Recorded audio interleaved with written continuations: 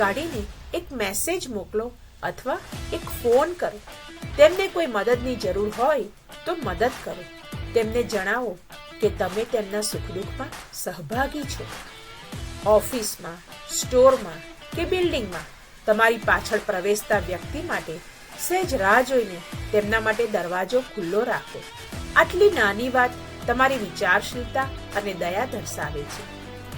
જ્યારે કોઈ તમારી સાથે વાત કરે ત્યારે તેમની વાતો ધ્યાનપૂર્વક સાંભળવા માટે સમય કાઢો. જે બતાવે છે કે તમે તેમને મૂલ્ય આપો છો અને તમને એ જાણવામાં રસ છે કે તેઓ શું કહેવા માંગે છે. કોઈની તેમના કામ, દેખાવ અથવા વ્યક્તિત્વ વિશે સાચી પ્રશંસા કરો. આમ કરવાથી તેમના આત્મવિશ્વાસ અને મૂડમાં વધારો થઈ શકે છે.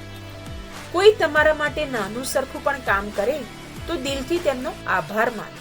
આમ કરવાથી તમને અને સામેવાળી વ્યક્તિ બંનેને સંતોષ થશે. જો તમારી પાસે એવી કોઈ બાબતમાં નિપુણતા હોય કે જેનાથી બીજા કોઈને ફાયદો થઈ શકે તો બદલામાં કંઈ પણ અપેક્ષા રાખ્યા વિના તેમની સાથે તમારું જ્ઞાન અથવા કૌશલ્ય શેર કરવાની ઓફર કરો.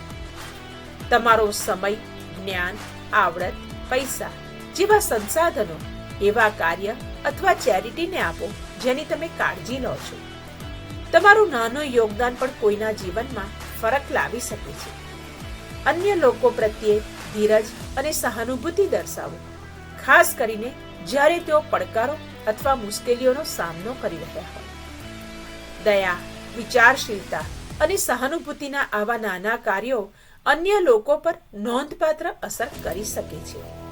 મિત્રો, ચાલો ફરી મળીશું બીજા વિડીયોમાં. Thanks for watching.